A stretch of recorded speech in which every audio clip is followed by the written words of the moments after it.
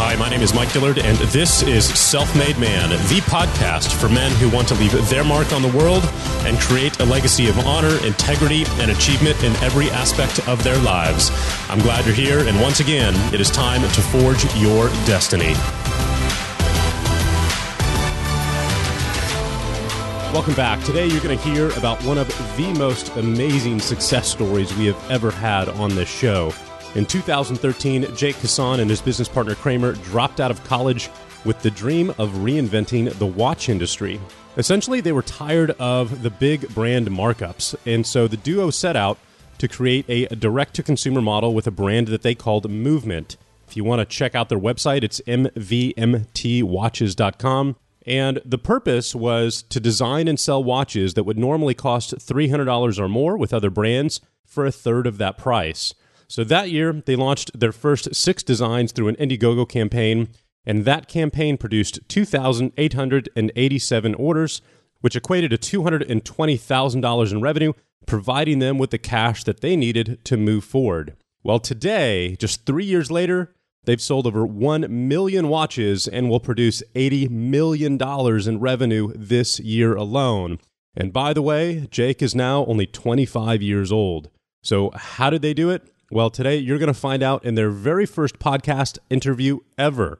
So please help me welcome Jake Kassan from Movement Watches and a Self-Made Man exclusive interview. Well, Jake Kassan, welcome to Self-Made Man. I'm looking forward to what's going to be an absolutely amazing episode today. Thank you, Mike. Glad to be here. Absolutely.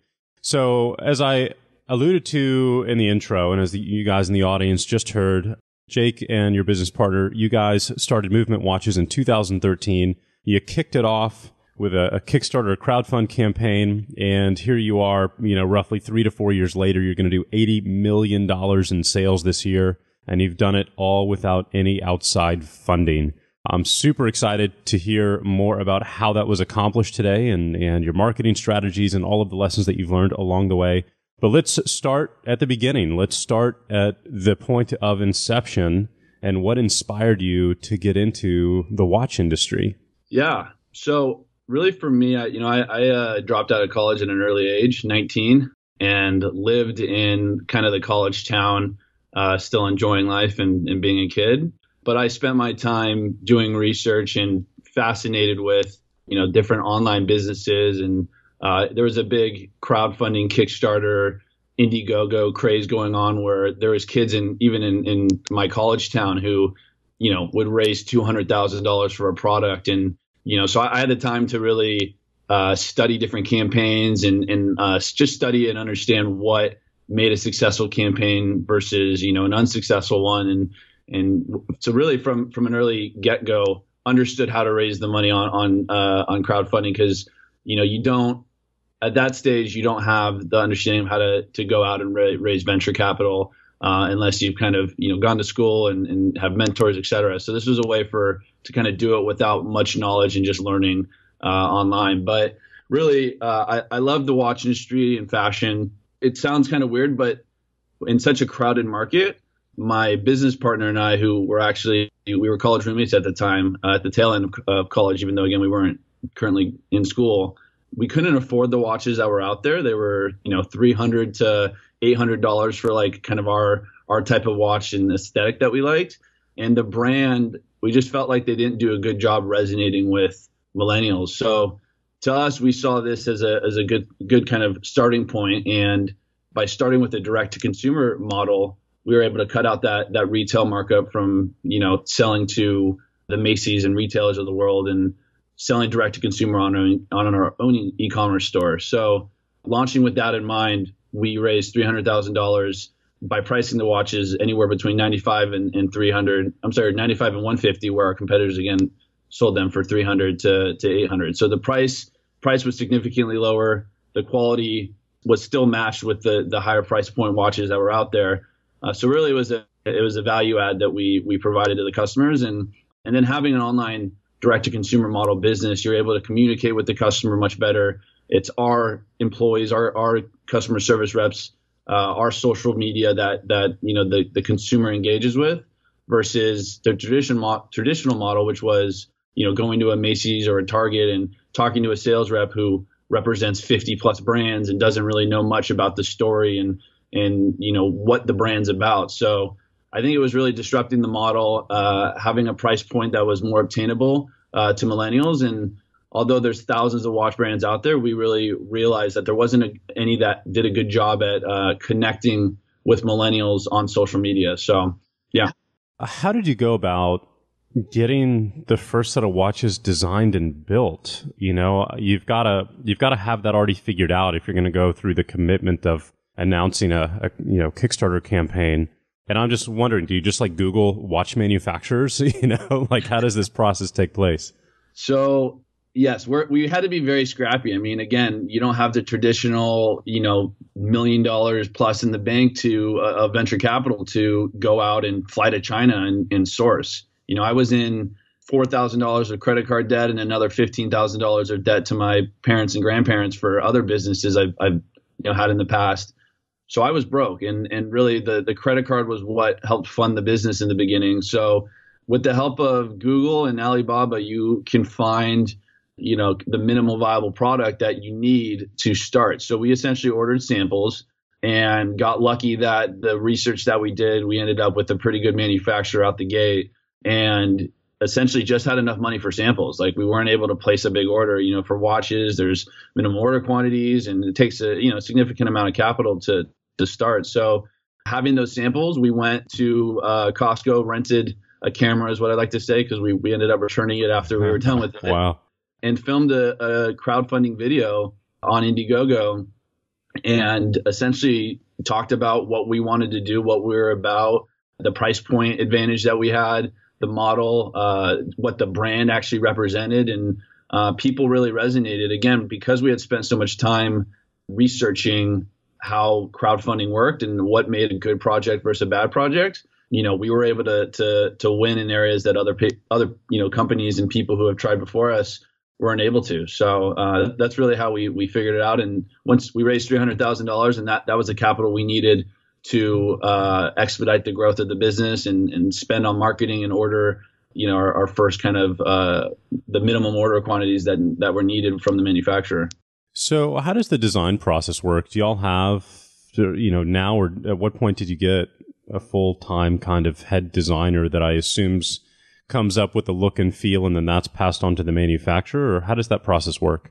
So in the beginning, it was all me and my business partner, Kramer. We would kind of, whether it was drawing little sketches on paper or, kind of using Photoshop to do what we could do at the best of our abilities. And I was definitely not a Photoshop expert, but you get enough to what the manufacturer understands, and then they'll come back with a digital rendering, and you kind of iterate on that. And it's not the most efficient process, obviously, but in the beginning you can't afford to pay someone, so this is just the best way to do it. The manufacturer helps with like the 3D CADs and helps with like all the specs, etc. So that's kind of an added feature that they offer. But now we have a designer. I'd say about 2 years in, we have a designer. I'd still say that 70% of like the inspiration of what we design comes from me and the team.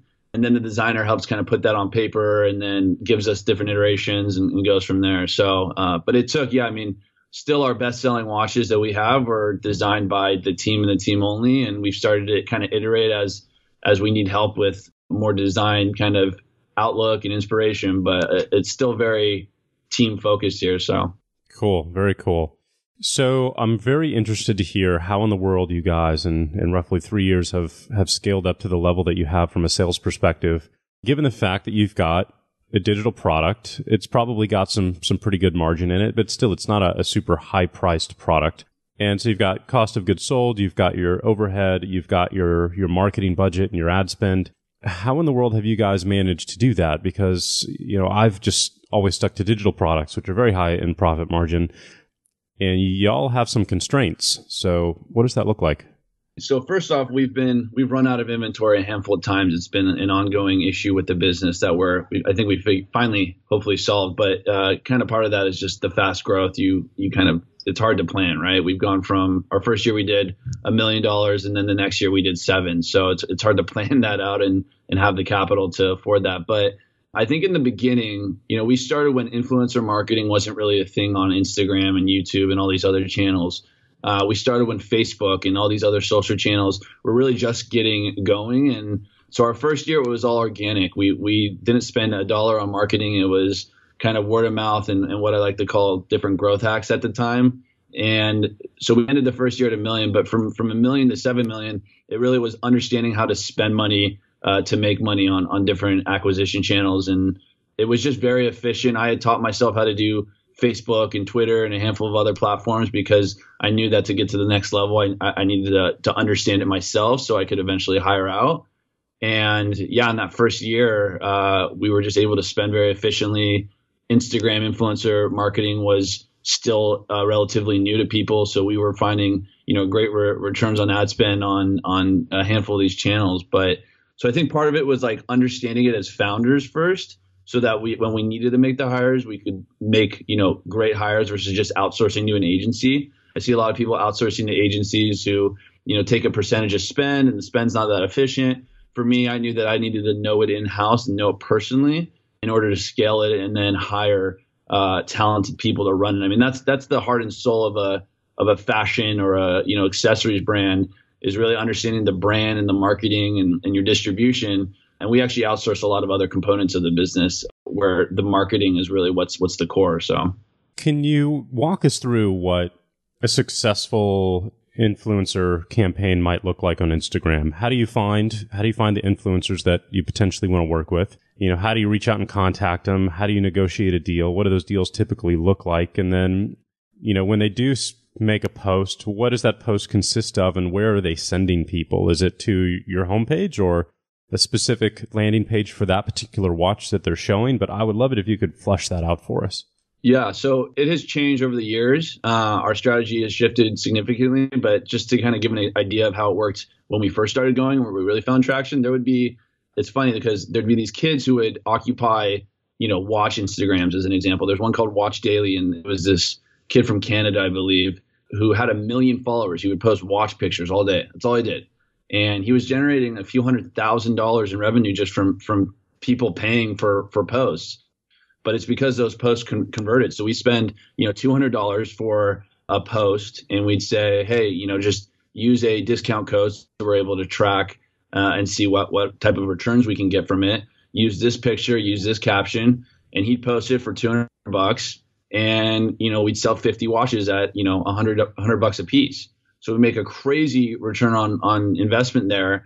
And then we try and find ways to scale that. Now, as things have kind of changed, there's a ton of saturation in the market. Now you have, 100 different watch companies trying to do the same thing. Their prices are going up and it's not as effective. You still find some influencers that just have an extremely loyal following, but it's definitely a hit and miss now. And now kind of how we look at it is, we'll spend across, let's say we find 10 influencers and we spend across all 10, if we only make our money back in 2 or 3, like hopefully those 2 or 3 will make our money back in the next month or 2 for what was lost in the rest of the test spend. So, but that's just one channel and kind of an example there. Very cool. What is the most successful platform that you guys are using today? Is it Facebook ads? Is it Instagram? But from a platform standpoint, what do y'all rely on?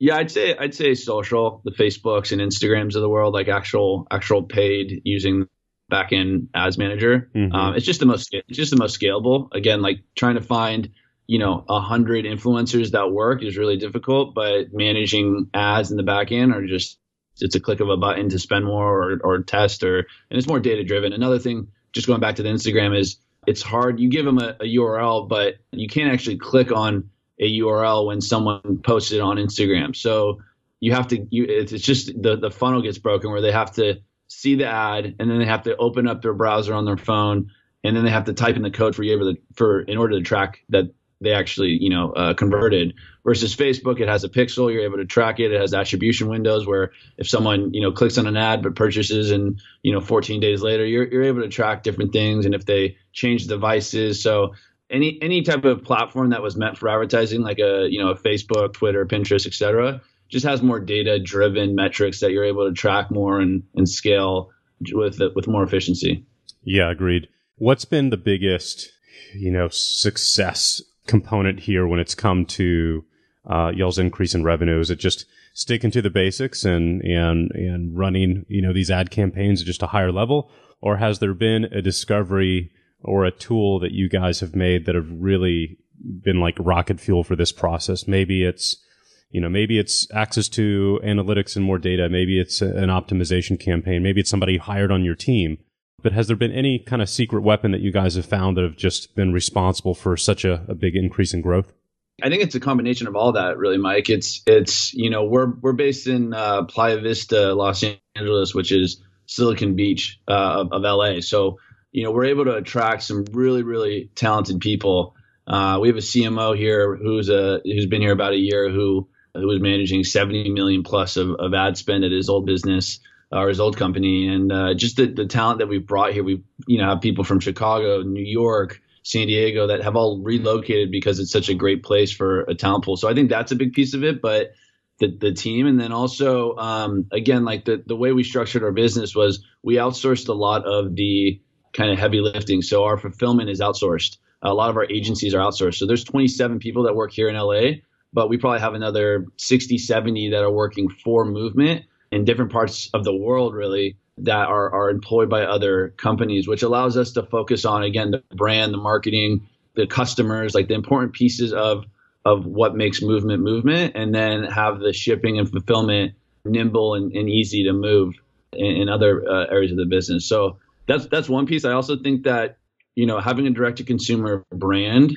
again, you're able to communicate and educate your customers more directly and personally. I mean, my customers know who I am. They know who our team is. We did a Facebook Live the other day where we introduced the entire team and had live questions to the entire team.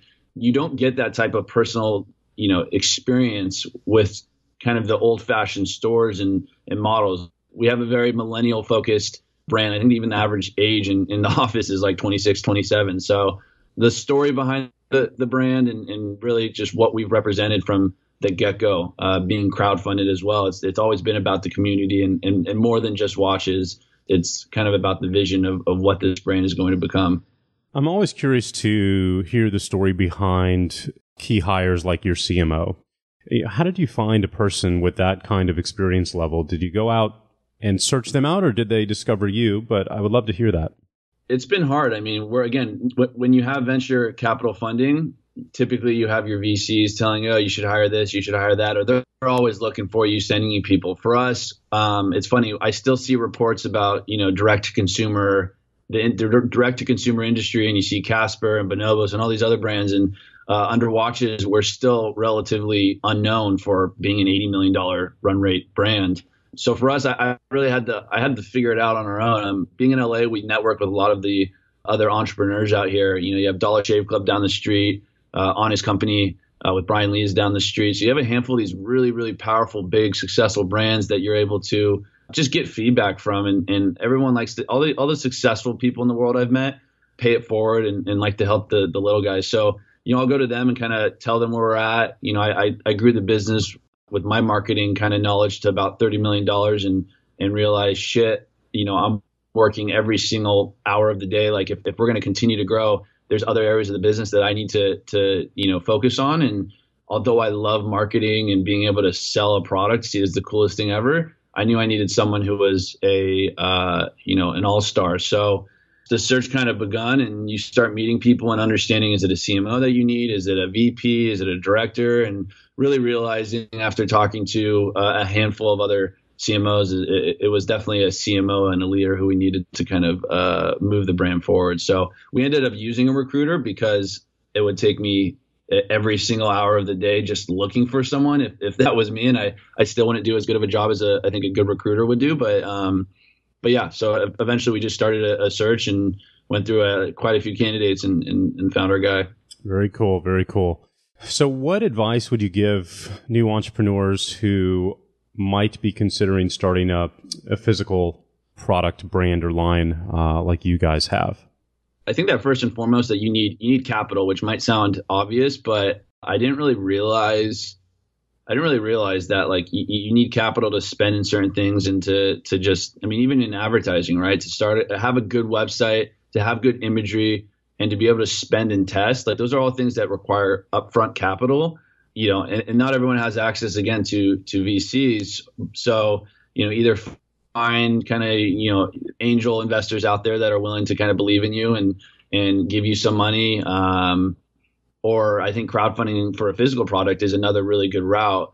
I see people who raise $15,000, $20,000, $30,000 on a crowdfunding campaign, but often that's still, that's the cost of the product sometimes of the first order, but doesn't get you to optimizing your site or give you any wiggle room to test in different acquisition channels. So I think making sure you have money is like the most important piece in one way or another. And then focusing on acquisition channels and just making money, bringing in dollars. That's the most important piece of the business starting off. There's so many different areas that you could kind of lose sight and focus on other areas. But if money's coming through, it makes every other decision easier to worry about. And that was really our mindset, like to just make money, and then focus on like what hires we needed later, which, in some instances bit us in that butt, but at least we had, a lot of revenue, a lot of customers coming in, and it made everything else less stressful.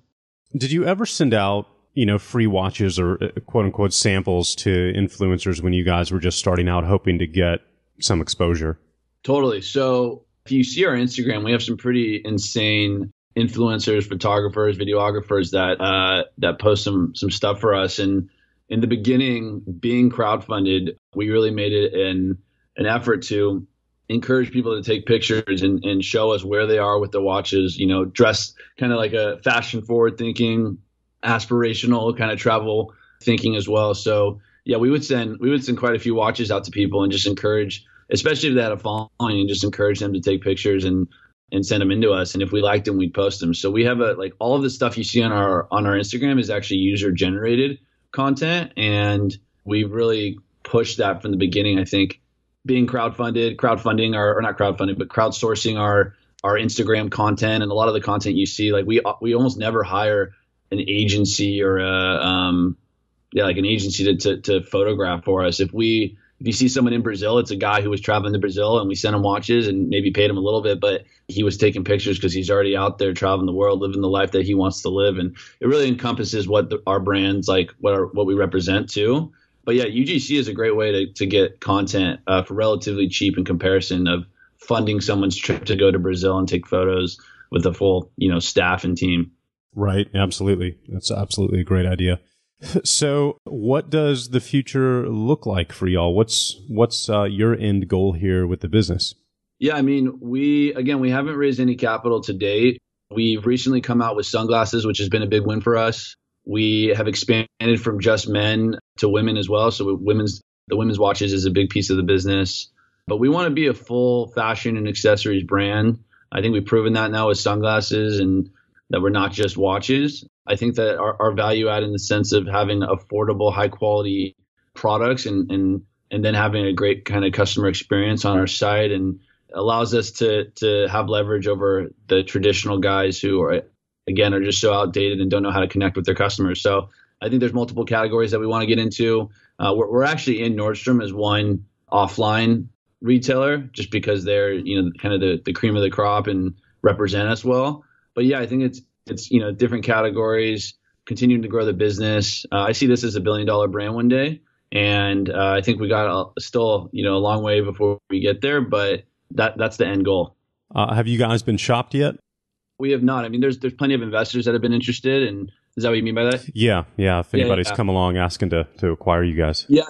Again, we've been relatively quiet until the last, I'd say 6-7 months of what our revenues have been. We wanted to get big quietly, especially when you don't have a bunch of money in the bank to defend yourself against. So that was our thinking, and I think it worked out well. But yeah, no one's really shopped us around. I mean, to be honest, a lot of the watch industry isn't doing well right now because of guys like us, and because we look at our products as really they're fashion pieces. All of our accessories, we're a fashion forward thinking brand, and a lot of the other large brands are still stuck in old ways to sell and their old distribution models and discounting all the time. And so I think we're not opposed to potentially raising capital at some point, but right now it's just continue on the way that we're going and do what it takes to get to $1 billion in multiple categories, et cetera.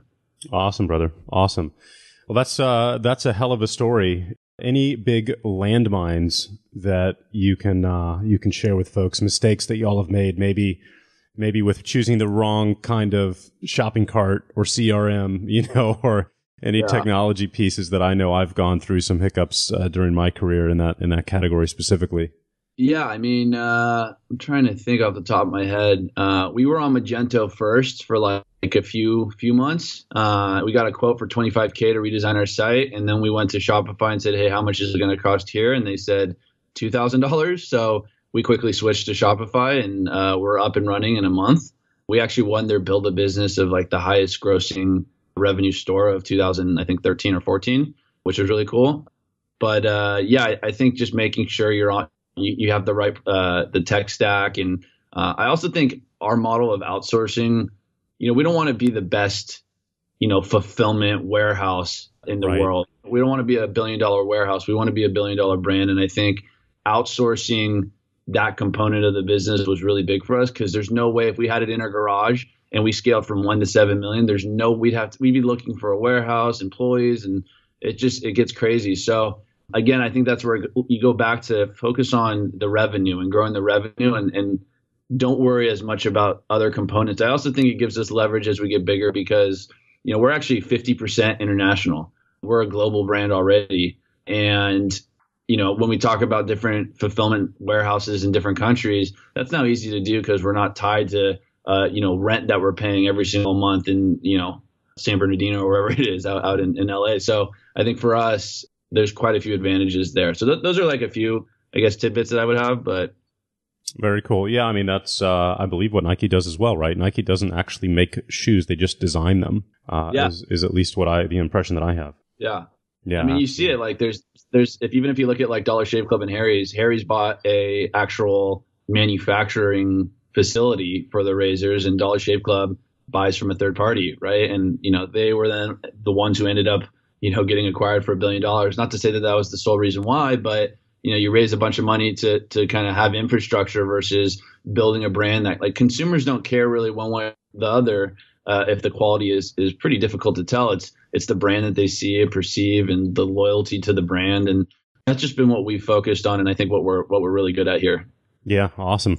Well, congratulations. That's a heck of a story, and your watches look awesome. I've been going through the cart here as we've been interviewing, and I absolutely love them. So congratulations again.